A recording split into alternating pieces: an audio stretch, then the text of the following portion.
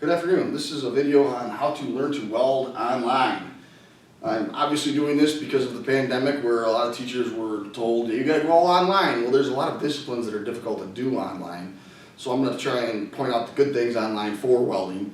And I'd like to point out that this is just my opinion, this video. I'd like to see a lot of welders' opinions. So if you're an experienced welder, you watch this video and you want to put an opinion, please put it in the comments. I'd like to keep this as non-political as possible. And I guess we'll get started here. These are the things that are available online that I know of anyways. There's probably more stuff, but videos. I have a YouTube station, and a lot of people said, how are you going to teach online welding? Well, you got that YouTube station, so you're way ahead of the game. Well, the YouTube station, I started that just to help the younger generation get started in welding, give them little tips here and there on what to do, what not to do, things like that. It was never meant to teach anybody to weld. You can't learn how to weld by watching a YouTube video. It doesn't happen that way. But it is a nice little aid for them, so they can, they're having trouble on a 1G pipe weld, let's say. They can go to YouTube, find a 1G, somebody welding it, and see, oh, my angle is wrong, or I'm going too fast or too slow, things like that. So this is a good thing to have as a reference for online learning. Blogs and social media, I kind of group them together.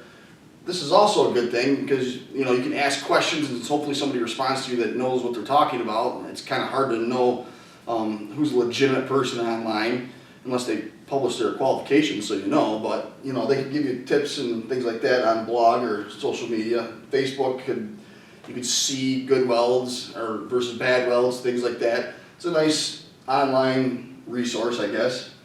Online virtual welding, I had a teacher tell me that they purchased online virtual welders. I don't know what that is. I know what virtual welders are. I've seen them. I've ran them. They're okay as a starting point, but apparently there's an online virtual welding, I don't know if it's a software or what it is, that you can purchase, which is a good thing. I mean, it's a good starting off point.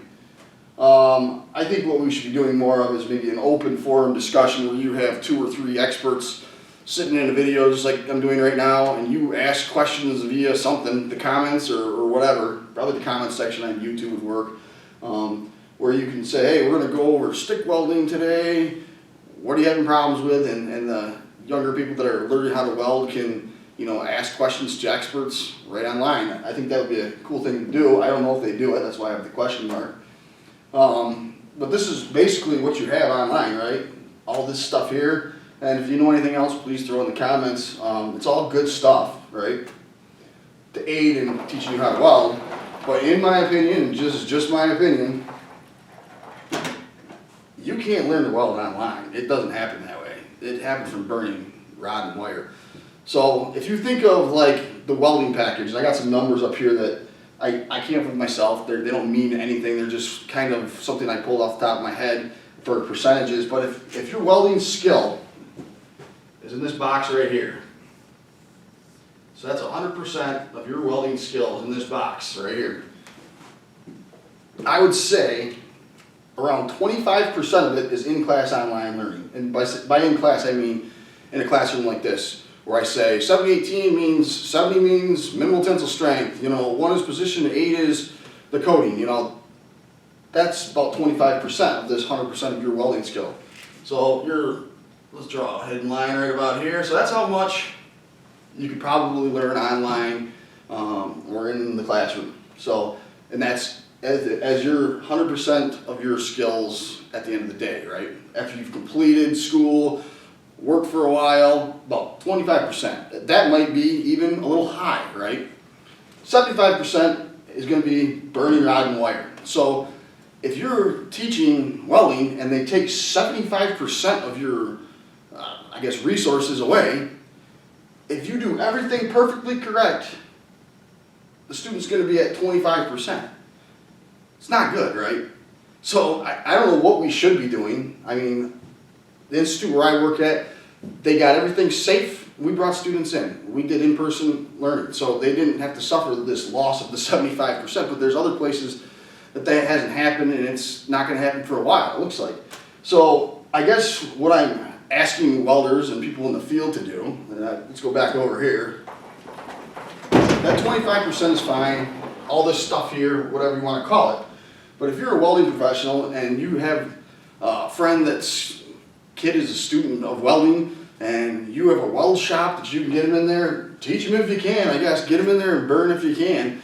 Help the younger generation. I don't know what the perfect answer is to all this. I'm lucky enough that we have in-person classes where I'm at, so I don't have to worry about this as much. But I've tried to do things like put all my lectures online for classes, but it's really difficult to do. It takes a ton of time.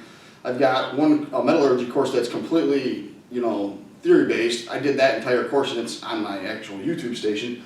But teach if you can. If you can help out a younger person that was right in the middle of a welding program or something, and then they had to go to online and they can't weld anymore, and you got some way of having them get to burn rod and wire, teach them if you can, I guess.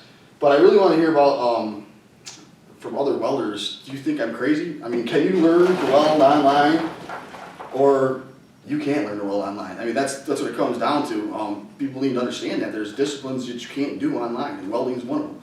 Machining, you can do a little bit more online, I feel like, but you still gotta get the feel for cutting chips on a manual mill or lathe. I mean, you also have AutoCAD, things like that. That can kind of be done online. But machinists, welding, these trades, people, it's very difficult to do online. So all you administrators out there, just remember, you can't weld online. I mean, you can do, I'd say 25% of it, and that might be a high number even there. So I'd like to hear what experienced welders think of this, so throw it in the comments. That's all I got for today. You can't learn to weld online, in my opinion. But thanks for watching, subscribing to TV Weld, and we're gonna get out of here.